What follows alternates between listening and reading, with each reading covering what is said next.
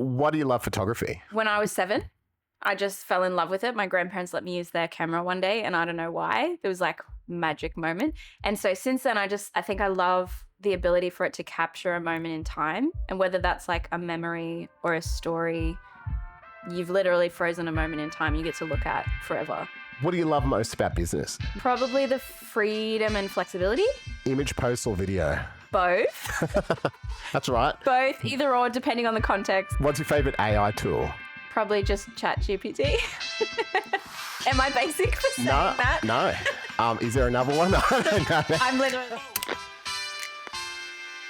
Hey, welcome to the show. I want to hear about the latest and how the latest came about. So tell us a little bit about yourself. Obviously, a photographer, producer, you've worked in social media. How did the latest come about and what is the latest? Yeah, okay, wow. Firstly, thanks for having me. This is really nice. The latest came about, it was kind of like at the end of a series of initiatives or businesses that I was kind of exploring. I don't think I really knew what I wanted to do. I started off with an e-commerce business online, and then I was like, oh, how do I get people to buy the stuff that I'm selling? And then that led me down the marketing road. And then that led me to I started my own Facebook ads agency for a time, and then I realized I do not love living in data, but I want to tell the story that, you know, the creative and the visual aspect of that I really, really enjoyed, and I found that's what I was really passionate about. And yeah, from there it kind of unfolded into the latest because I had a few clients at that point, and the creative that they were giving me to use for the ads just was not suitable for conversions or for even getting across their message. And I just had this itch. I was like, if I just had a camera, I could just go into their business and capture exactly what I need to capture for their ads. And I know exactly what I need to get.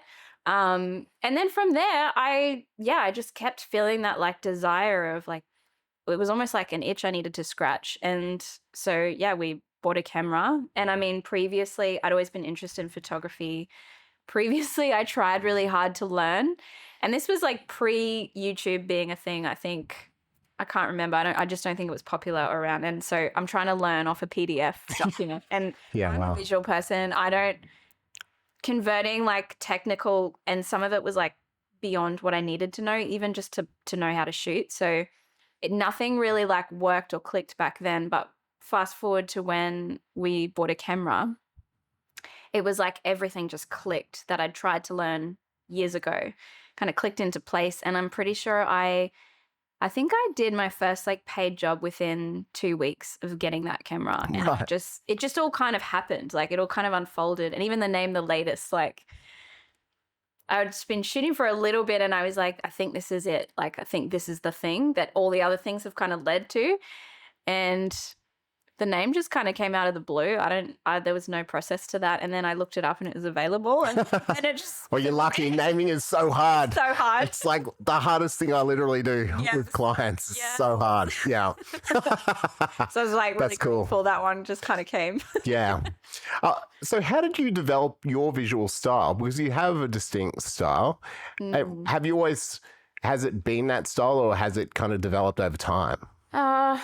I think it's developed. I think it's refined. Like I look at the photos that I started with, like every photographer and every creative in the world will be like, don't look at my early work. It's so bad. Yeah. I've tried to listen to early podcasts and it's horrendous. Anyway. But like you've got to go through it. So, I feel like I still had that same eye of how to capture, like what I wanted to capture and what I saw to capture. But I think it's been refined to the elevation of it in the whole journey. And I mean, I started out doing 10-minute photo shoots.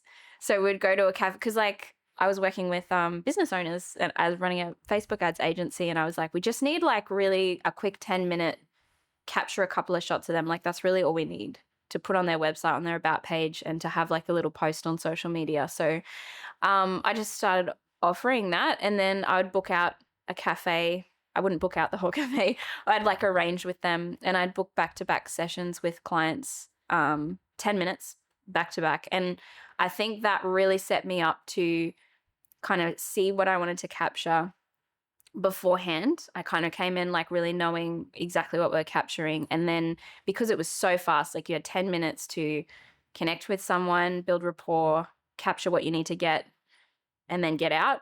I think that was a really, really important part of just developing that within myself. Yeah. And then when it progressed to packages, like that was, still refining on that journey. But those skills that I learned really early with that like really intense way of shooting, I think that went a long way to develop how I shoot now, actually. Yeah. So what do most businesses get wrong with their imagery or their approach to imagery? Yeah. A trend that I've noticed with a lot of the clients who book with me, and we have a creative call or a discovery call, and often what they do is they show me exactly what their competitors are doing and say, we want something like this. And I'm like, well, you're just going to look exactly like all of your competitors in the industry. There's going to be nothing that differentiates you other than what you say differentiates you, but no one can see that. Yeah. All they can see is you look like every other business owner in this industry or niche. So I feel like that's a mistake. One of the biggest mistakes people make is they don't think, how can I innovate visually in my industry so that I really stand out? And it's very clear that I'm separate to my competition. What's the process to do that? Like, how do you do that? Because obviously that's where you come in, right? Yeah. And it's my favorite part is the whole like creating the visual inspiration. What I tend to do is obviously I have to dig with each client, like what is it about them? What are their values? What do they care about? How do they relate to people? Are they bold, forward, outgoing, assertive? Are they quite authoritative in how they speak, or are they like soft and conversational and approachable? You kind of get that feel about what their brand is or how they are. And then from there, I kind of think, okay, we need to visually convey this so that when people look, before they've read about them or before they've even interacted, they see that even subconsciously. Yeah. So this is what I tend to do is I look outside their industry. So it could be like a fashion campaign, or it could be, I don't know, something that's completely not related to their industry. And I take visual inspiration from those places and try and merge it together. So it could even be how we do the lighting is very different to how everyone else is kind of shooting. And we try and have really points of uniqueness in how we create their visuals for their industry. Yeah. Yeah, if that makes Let's sense. unpack why that's important. Like, why is it important? Why, in a really simple way? Yeah. Because if you look like everyone else, the way I would frame it is to get what no one else has, you have to do what no one else is doing. Yeah. And that comes down to even how you look. If you want to appeal to your ideal audience and you want to be seen as ahead of your industry, you need to look like it. Yeah. If you look like everyone else, then you're just another number. Yeah. Well, you can't be memorable, right? Yeah, exactly. So half the battle is standing out, Yeah. especially in a sea. For me, in a sea of content, Yeah. in a sea of sameness, especially a lot of the professional services firms. Yeah. And I'm always fighting this perception that, we can't look different. Clients don't say that, but the industry has this perception. It's like, no. Actually, you can look so much better. Yeah. Even looking better is different. Yes. Even like, those slight changes, like you said about lighting or style or frame or the physical location. Yeah. Whatever that mix of things can be, can elevate it and make it a completely different thing than, say, your stock standard, or a lot of businesses, they're still using stock photos on their website. Yeah. And clients can tell. Like, I can tell. Yeah. You just get the feeling, because like that's the thing is visuals communicate more than just, they communicate the message, but they also communicate feeling. And I think for a lot of people, they will be led by their feeling. If they feel safe, they feel connected, they feel like you know what you're talking about. That's all, maybe not even things they can necessarily articulate in the moment, but that's what you are translating through your visuals from the get-go. And if they're looking at this like, this feels fake, it doesn't feel like, I'm not looking at your website or your socials or any point of contact and feeling like I'm engaged emotionally with you, like you're going to have to win them back if they even continue in the process, or they're going to go look elsewhere. Like, how do you do that for the latest? yeah. Oh, that's hard because It's always the problem with the leaky tap. I understand that. But it's hard because I'm like, all of my stuff it's just our client work. Yeah. Like, we're just showing what we do for our clients. But I think even that, because of the intention and stuff we've put into that. But you show up in it. Like, that's the thing. The connection, you show up in it. Yeah. Not a lot, actually. Like, I need to do that a lot more. But there's a time and season for things. And I think for me, you know, my life, I've been through a lot in recent years, so I just haven't so much. But I try and make sure that at least when people go to the About page, or at least when people, you know, are looking through the website, they're seeing me in the context of what I do. Like, a lot of our website visuals are very much behind the scenes. We've captured really artfully, like, behind the scenes footage of what we're doing. So it's like almost like a behind the scenes of like, oh, this is what I'll be receiving. Looking through the mood boards, talking to the client, setting stuff up, actually shooting. Like, it's kind of like hopefully developing a relationship with me and with the business before they get to booking. Yeah. What is the time and season for the latest and Kate now? That sounds very like... I love it. No, I love it. I relate to it too, though, mate. Goodness, yeah. Get it. I think where I'm at right now, I don't think at any other point in business so far I've been at a place where I feel at rest, if that makes sense. Like, there's been so much of like striving and trying so hard to be what I thought I'm supposed to be in business. You know, I'm supposed to show up all the time. I'm supposed to be super, you know, all the rules and all the stuff we know about marketing and how to do business. And I think I had this expectation of myself that I just had in my mind this image of this business person I was supposed to be. And I kind of got to a point, I think at the end of last year or really early this year, where I just thought, I just had a moment of surrendering that and being like, yeah, it's okay. That's not me, and I don't think it will be, and that's okay. I'm here to do something the way I do it and bring what I have to the table, and it shouldn't be like everyone else, and I shouldn't be forcing myself to try and be like everyone else, and I just need to find my way that's in my time and in my pace and out of rest and not out of like this striving so hard to get somewhere and be someone. Yeah. It's so hard, right? Because sometimes you need that space. Yeah. First, you need the space. You definitely need the surrender element. And a lot's gone on in life. Like, for you, for me, for a lot of other like creative businesses, like, COVID was a huge disruptor for me. Yeah. And then, you know, we got through that, but I couldn't see some of my best clients for nearly 18 months. You know, it halved my business in 2 weeks. Yeah. And then, you know, the cancer treatment and 18 months of that was similar with kids. And so all of these other things impact. Yeah. And I think a lot of the time as business owners, you look around, and we've got a lot of successful friends too. And it's hard to, you know, to judge your journey against others. Yeah. And you shouldn't be doing that as much as you can, but it's so easy to. Yeah. That's what social media is most of the time, right? People showing up, sharing about that. Yeah. And actually, you know, going off on a tangent. Sometimes I'll avoid it because of that. Yeah. Because, you know. And I think that's healthy sometimes. Yeah. Like, it's self-awareness too, of like, I need to just not be, I'm not in a headspace right now where that's going to be healthy for me. So I just got to let myself be where I'm at. No, 100%. Yeah. 100%.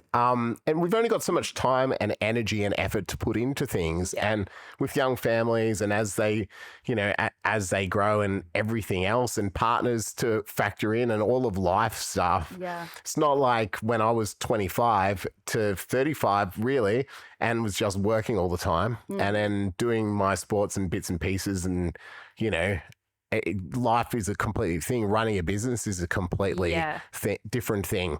And I like talking about that because there's a lot of young 20-somethings who talk about their business and doing all of these things without the life that we have.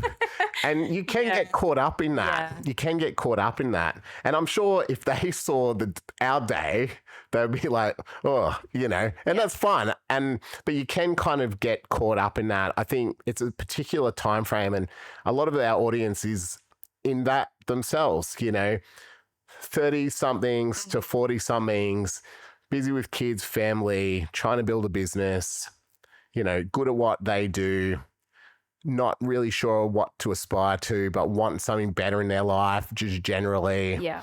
Want to get better, right? And so we all kind of fit within that mix. Yeah. And it's not easy. No. And there are very few people out there talking about that process versus I've won. Yeah. And I'm at the top. And so I can manifest all of my stuff. Yeah, it's all like get up and hustle, no excuses. Like that whole message as well. I'm like, oh. I used to buy into the hustle culture until I burned out real bad. Yeah. And it really I can't think of a single person. I mean, I'm not going to say there isn't any out there, but most people that I know who have lived that way have come to a point of burnout completely. And I went through that. You went, we know. I remember being young though and looking at people who were going through burnout. I'm like, that will never be me as well. I'm going to do it differently. Exactly. So juggling all these things and building a business, how do you bring work into the latest? Yeah. Honestly, okay. Again, right now I'm doing stuff completely backwards. My marketing is next to nothing. Like I said, I'm just in this season right now where I'm letting go and just shifting some things personally in our world. And I think that that's been really necessary. And I mean, I'm getting a lot of work through at the moment, which is amazing, but it feels like this is finally, okay, great. It's not out of a place of stressing and striving and trying. But it's relationships, it's right? Relationships. Yeah. I would say 80 to 90% of our work comes through referrals and relationships. And I have a lot of clients who I've worked with for a long time, over years. And that's really cool because you get to be a part of their evolution in business as well. But yeah, I still to this day have clients that I had way back from when we did 10-minute shoots. Yeah. So it's just touch points throughout. And then, that's the most important thing for me is the relationships with our clients. It's always going to be a relationship business. I think I look all the time, what's this ad strategy that might get this? And I try so many different things and I always have. Yeah. And it always gets back to the best clients have been relationship clients, or Instagram's been really good for us, but it's been off the back of relationships. People followed you for a long time, you've connected with them, you've had some kind of back and forth, and then when the time is right, they can reach out or become a client. But that's just like a friend or an acquaintance that you meet at an event. Yeah, you stay in touch, you kind of support each other. So I think for a lot of creative businesses, certainly most professional services businesses, unless you're very commoditized and you've got this hair on fire problem, you could sell cheap photos and do the ads and do all of that. Yeah. But that's not what you want to do. Yeah. So we can't also then expect those things to work for us per se. And the hard bit is that relationships take work and it takes investment and time. Yeah. Yeah. And I would say back at the beginning when I was doing cheap photo shoots, ads worked brilliantly for me. Yeah. Absolutely. They were great because I had a whole system worked out. It was really designed to be pumping out work. But now that does not work. I mean, I've even tried. Yeah. I tried and it's this just does not work for the kind of business we are now. Yeah. Relationship is everything. And well, it's the quality client as well. So most of the time, an ad client doesn't know you. They don't have the trust factor. They don't have all of that. So they start at a position where the frame is a really difficult frame to work from. And so then it's harder for you to deliver on that, or the back and forth is a lot harder as well versus a referral or relationship. referrals are the best because they're like, They're oh, from Mike, great people that would know. these guys have done a really good job for us. Talk to them. And you don't have to sell a referral for a second because they already have that trust. Yeah. Yeah. So what do you like? I asked you about what you love about photography, but, the process of making something pretty or / impactful. Yeah. What do you think you enjoy that? I think I am naturally quite a visual person. I visualize a lot. Like I love to go in and see the potential of what something could be. I think I'm just, I did. I don't know if you've done Gallup Strength Finders test before. No. You should. You would have so much fun with that. I may have done it. I've done so many of those things, but yeah. Well, that one's good because it like searches out like your top strengths. And I learned so much about myself doing that because I had no clue these were my top 5. But like my top 1 is strategy.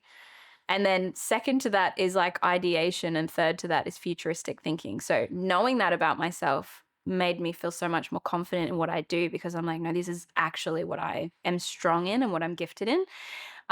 So I love doing this because it doesn't feel like work to me. It feels like joy. Like I get to do this. This is amazing. And the whole process of visualizing something new for someone and taking what they wanted for themselves and turning it into a reality for whatever purpose is needed is so cool.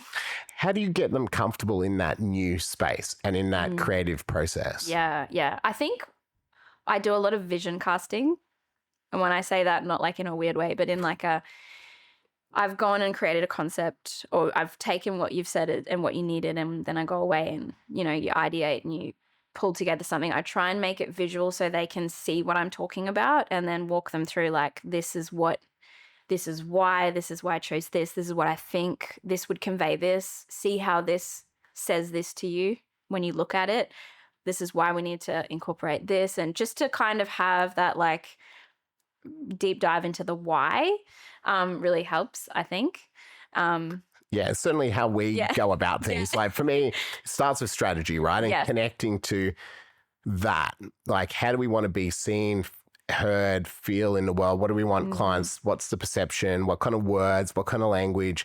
And then from there, the visuals come pretty naturally. Yeah. What do they love? I love, like recently I was doing a client call with a client in Melbourne and we were just starting to mood board and he had some amazing cartography images on his back wall in his studio that I could see. Yeah. So we started this chat and I'm like, do you love cartography? What do you think about and he's telling me about maps and lines and things like that. And I'm like, oh, cool. And that's awesome. That ended up being something we took inspiration from, but it actually flowed through into a different direction, but it came because of that. Yeah. And a lot of people think they don't have a style, but they do. They do. Or they've got something that they love. Like another example, a client mentioned loving these libraries around Europe in particular. When she traveled through Europe and she had seen this image of this library and she couldn't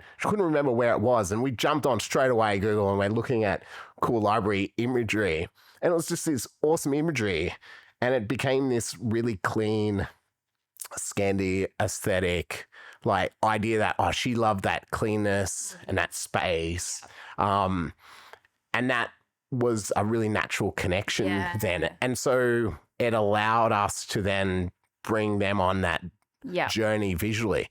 Was I struggle the most with clients who say, I don't know how it's supposed to look. Yeah. And if I'm ever in a position where I'm getting that, response, I've asked the wrong question because I know that I haven't brought them along. I won't ask the question now. It's more, we'll lead with that and then we'll pull bits apart. Like, what do you like here? What do you like there? What are you getting?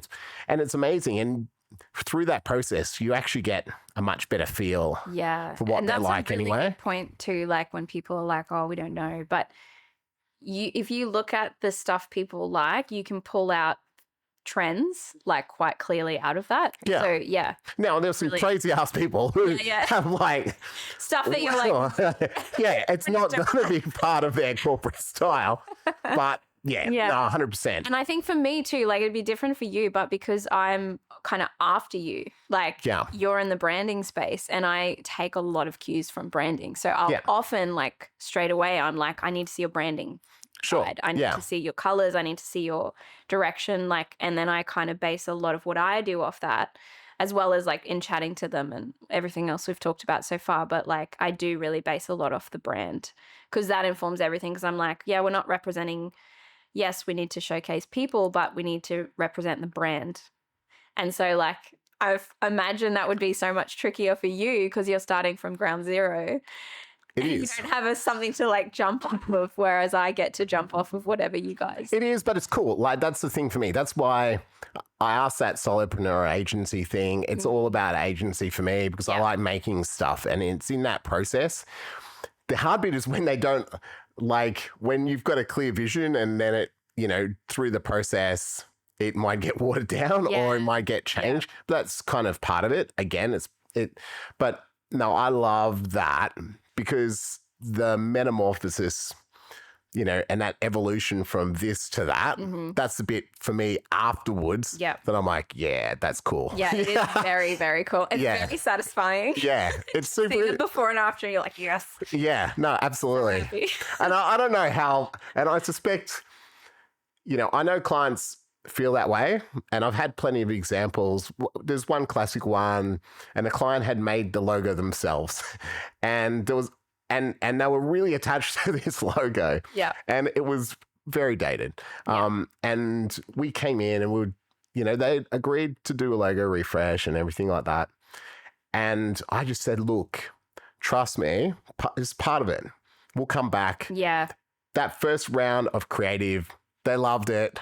And then subsequently, she always sends us the most lovely messages. And at the end, she's like, oh, Mike, you know, I was so worried about that.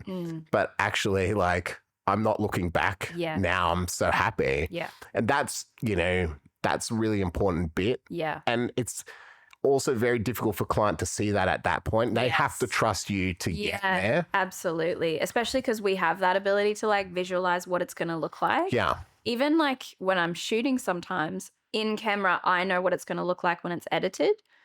So I'm like, I know what this end result's going to be. I know how it's going to turn out. And like, I have the ability to know that. Whereas I'm, having to often remember clients can't see that. They don't know what we're imagining. And I understand because I'm like, there'd be so many bad experiences they've probably had in the past where it maybe didn't go how they wanted it to go and they weren't happy with the end result. And so like, they come at you with these kind of fears and that like, ooh. Yeah. But it is so much like trust the process. Trust the process. Yeah. So with social media and marketing, like what do you actually enjoy? Like if any, but what do you enjoy? The visuals. Yeah. No, I actually do really love the strategy aspect. Like But for yourself personally. Yeah. Like, yeah. I love the strategy aspect. Yeah. I have strategies that I am holding on to that it's not time to do them yet, but I've thought through the whole lot and it's kind of like waiting till it's time. And I'm just like, I don't want to commit to those things until it's like I can really commit to them properly. Yeah. So I often will spend a lot of time just strategizing and visualizing and thinking and that aspect for my own brand. And I would say I think strategy is my favorite part of the marketing side of things for myself. And then it's just probably more frustrating because I think so big and so far that you have to like, okay, we'll just slow down and we'll get there when we get there. And like hold it, but don't try and it's hard. It's hard. I blow my team out all the time because it's like this thing, this is the plan, and then they're like, okay, what's the time frame on any of these things? I'm like, I don't know, it's next 6 months or the next year, and like, oh thank goodness. I was like, no, I don't expect this to be done this week. But it gives you life, right? It does. Like feel so excited in that space. I love to live there. I love to go there in my mind, and I think that kind of helps me to keep my eyes up, if you know what I mean. Like, it keeps you lifted even when stuff's not quite there yet. You can see it, so it's like a point. For other business owners, though, how do you make the decisions around when to press go on things or when to invest in things? I don't think I have like a really good, clear answer on that. I go a lot by feel, like intuitively. Sometimes I'll feel to do stuff prematurely, like before it makes sense to do, but I just kind of am like, again, I think the strategic part of me is thinking through like all the possible scenarios, all the possible things that could go wrong, where the roadblocks are, where it makes the most sense. And so often I'll be like, I need to get this going now because this, and this, I'm going to need it to be set up and functional at this point. So sometimes I'll kind of kick stuff off early, or often I'll be like, I literally just have to let this go right now because either cash flow or personal life or other things. Like, I have to always filter it through like, what's the most important things and what are my values, and if it makes sense and I'm really feeling like to go for it, then I'll go for it. But if it's like, is this just me pushing and hustling and it's actually going to cost other parts of my business or my family or myself to do this, I think that really factors into how I make decisions around that. Yeah.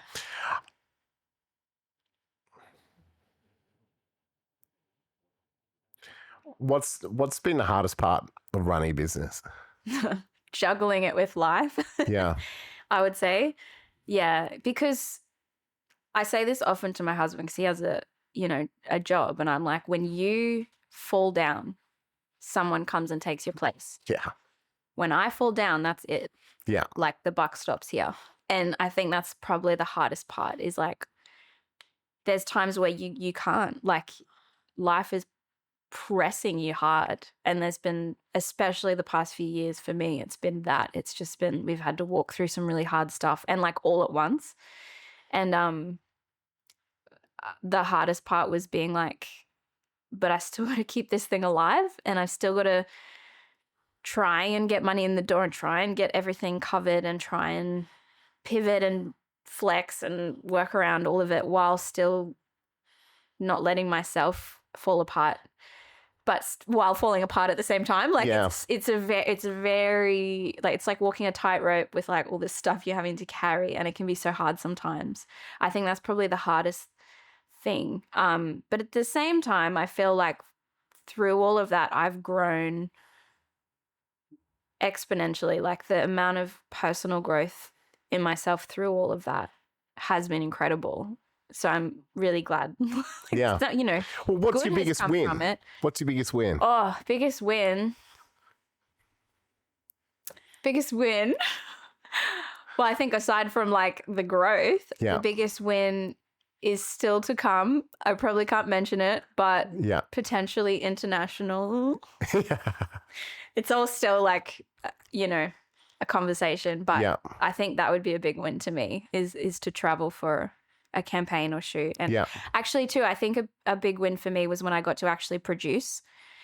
Like, I've always wanted to do, I'm on the tools right now, but I want to get to the point where it's like, I'm not necessarily on the tools, and I'm strategizing and I'm creative directing and I'm, pulling stuff together more. Yeah. And so I think a big win for me was when I really got to do that once for a client in the fullness of the vision. Like, how you say sometimes projects get watered down. Yeah, to be able to do that for a client where it wasn't watered down, just got to run with it and like produce this beautiful thing was like a huge win for me. Really, really fulfilling. Yeah. Yeah, that's super cool. And lost my train of thought. Hold on.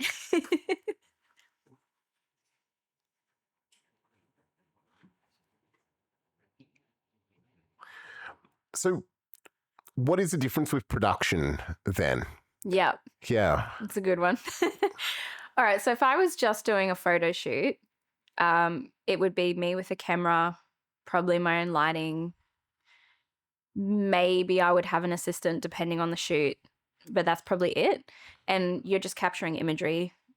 And I mean, I don't mean to downplay that. It is still, it's not a just thing. It requires skill and important and like, all of that. But production is more, you're producing something at a much bigger scale. So think a big ad campaign or a fashion shoot, or it's just so much bigger than like one person. You've got multiple roles, you've got multiple people doing those roles, and usually they're people who are, that is their one thing that they do really good, and you're bringing in a crew to do that one thing that they do really good on the day. And so you've got brilliant people who are like excellent at what they do, and they're all coming together. And I love that about production, because it's like a big collaboration, and you just really feel like it's that whole agency versus solopreneur thing. It's like I'm a part of something bigger, and we're creating something so amazing, so far beyond what I could do by myself. Yeah. And I get to work with amazing people who are so skilled in what they do. And I get to tie it together, and it's so satisfying. It usually, I would say, for a production, like we would probably have video in that as well. So we get in a cinematographer, a gaffer, they do all the lighting. So it's like tasty. Yeah. Yeah, like more of that whole thing. And then you've got the post-production process. Like it's a lot more of a production, like way more to it. Yeah. What actually makes a good image and photo? There's a lot in that, actually. Composition, lighting, framing, emotion, contrast, like so the composition of the image, but also even like the way you've styled something, if it's more of a posed thing. Or a created thing. But yeah, there's a lot in it. And I think sometimes people don't even know how much goes into it, and they don't know how much skill and how much your mind is working when you're shooting. But if you compare photos with something that's composed really well, something that's created really well compared to something that wasn't, you can tell just by looking. Yeah. Yeah.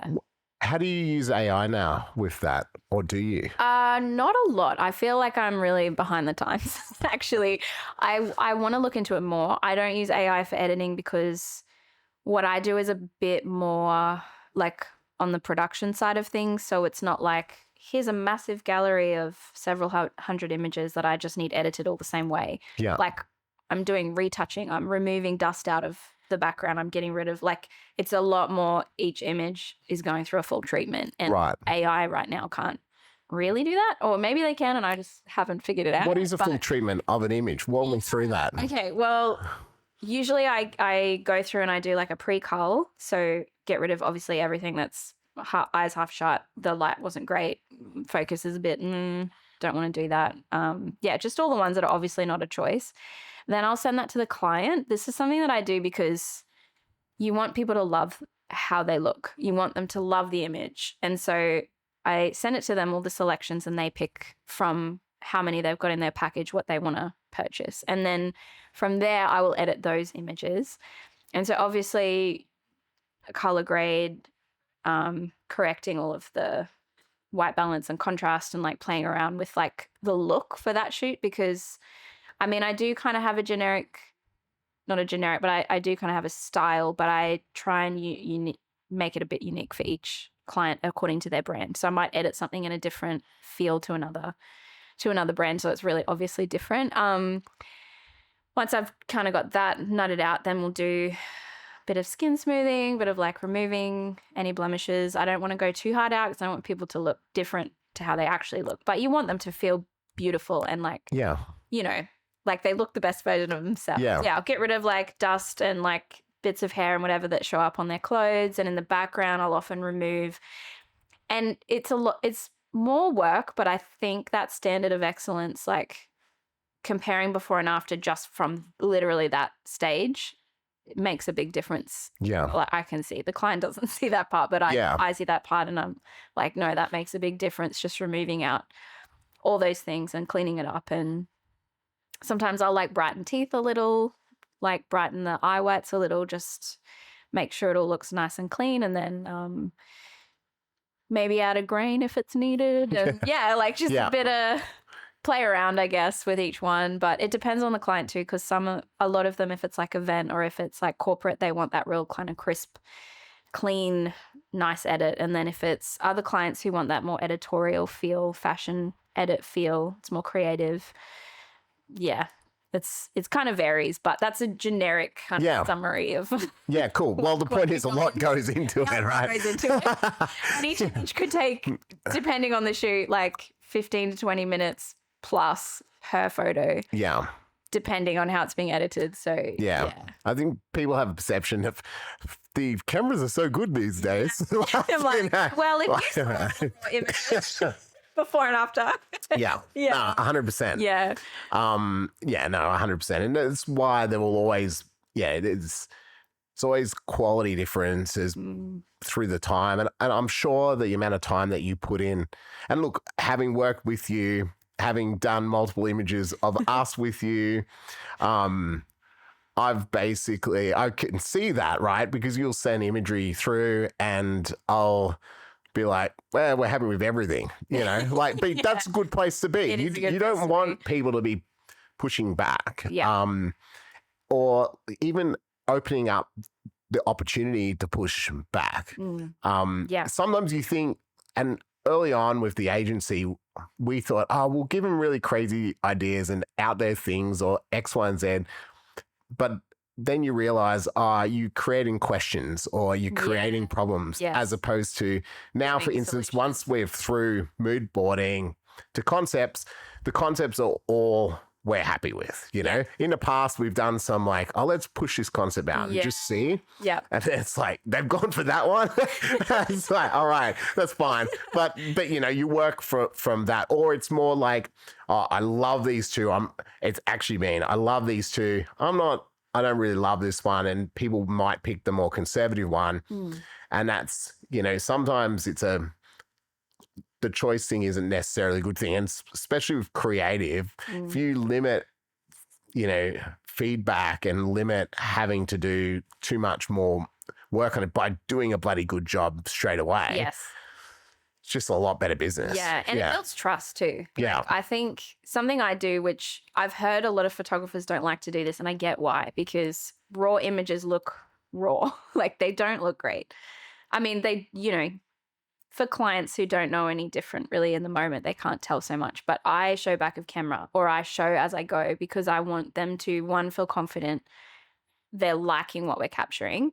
And it's almost like a pre-check before I've even finished the shoot and we've sent through selections. But secondly, it also gives them feedback as they're going. So often I'll be able to be like, oh, I like this one. See how you're doing this in that shot. It really like translates this way. And they're like, oh yeah, I see that. And then compared to, or they could see how they're looking. They're like, oh no, I want to sit a bit more up, or I want to be a bit more.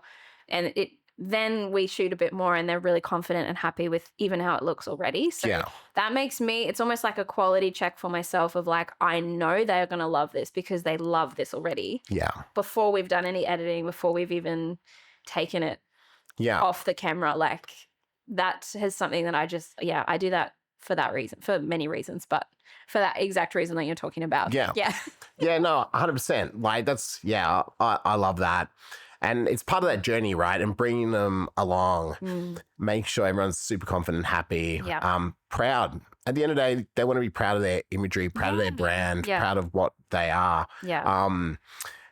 So what does the future hold for the latest, or maybe like what are you excited about moving forward?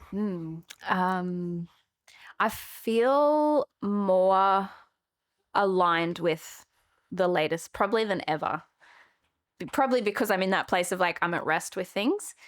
It feels like stuff that I'm creating now or shooting now, even compared to a year ago, I'm like, this is finally getting to where I wanted to go all along. I feel like I'm finally getting to that point. So just on the work side of things, I'm excited because I'm like, great, like I'm starting to shoot stuff that I really wanted to showcase on my portfolio, and like the standard that I want it to be at is getting there more so.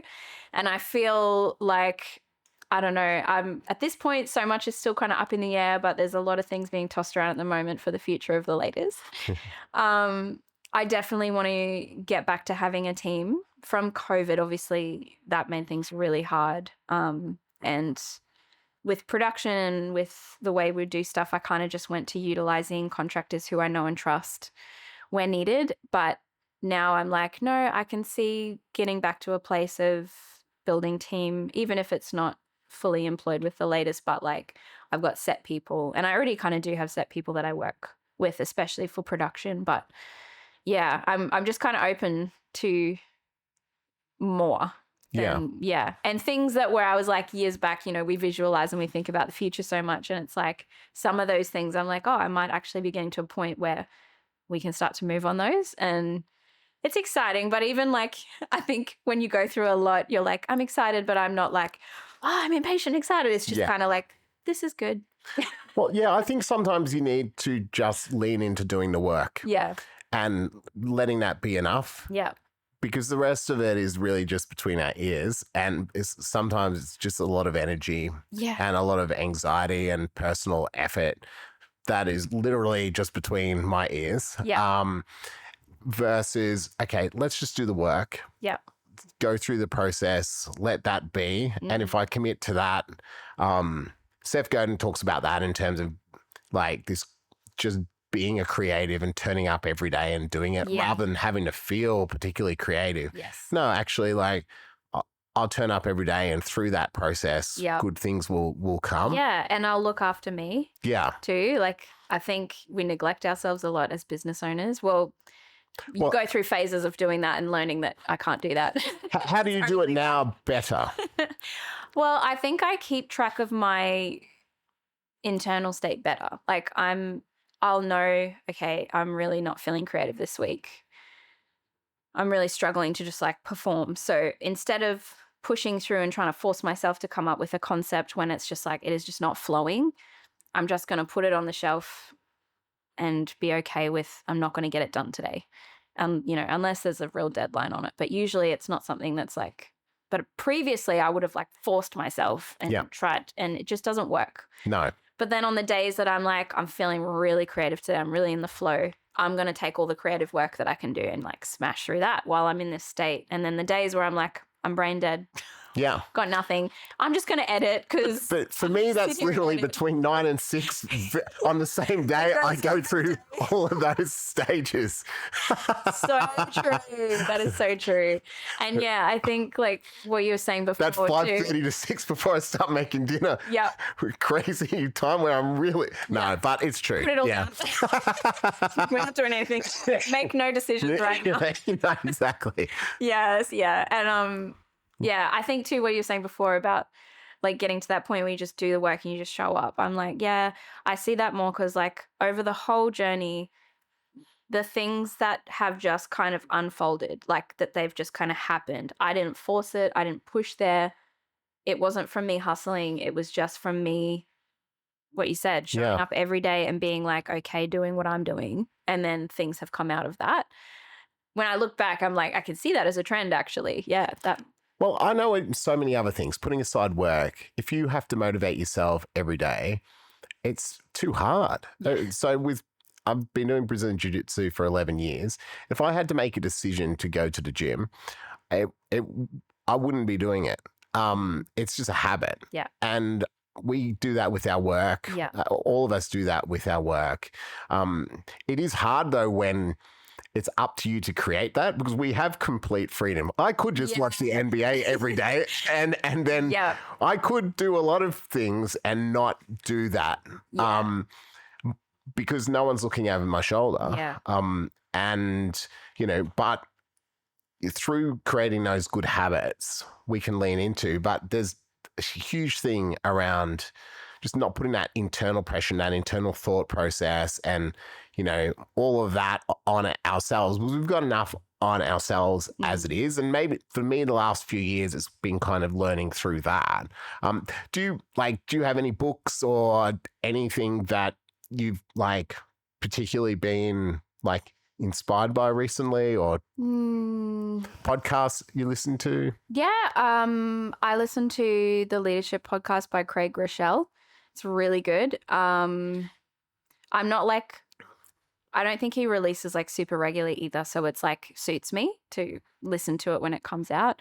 I don't know. I don't have like I'm the most like non-structured person. I think it's like I need structure, but every part of me is very fluid. So like I'll be like, I'm editing. My brain is like needing that extra kind of thing. So I'll just find something and put it on and listen to it while I'm doing something. But it's not really like a planned thing. Yeah. Yeah. I have Audible, so I'll just kind of go through different books for different things. A lot of stuff is kind of more personal life related rather than business. Just because sometimes when I'm in business, I'm like, I'm doing work. I don't want to hear about business. I need to hear about something not related to what I'm doing right now. If that makes sense. Okay. Yeah. But yeah, I feel like when I get around other business people too, the input that we get from each other is brilliant. And really. Have you managed to do that as mum? Yeah. How have you managed to do it? That's been hard. Yeah. I think for me, I prioritize it as like, this is what I need. I need to have good friends in business and be a part of, even if it's just little touch points here and there, like it's got to be a priority. And I'm really grateful because my husband values it too. He sees the same way. He's like, yep, you need to go, and he'll just make it happen. But yeah, there's been lots of times where it costs me to do that. I'll have to kind of bend over backwards a bit to make sure the home life's ready for me to do that. But if I don't prioritize it, I really do feel it, and relationships start to go cold. And so it's always trying to maintain that. But it's not as much as I would like it to be, obviously, because of, we've got a family, we've got so much else on in our life as well. So I just have to give myself grace for that. But yeah, I try really hard to maintain business relationships and try to show up to things if they're on or if I'm invited. Yeah. Just like, I'm like, I need this. How have you dealt with the FOMO of that stuff? Oh, yeah, that's hard.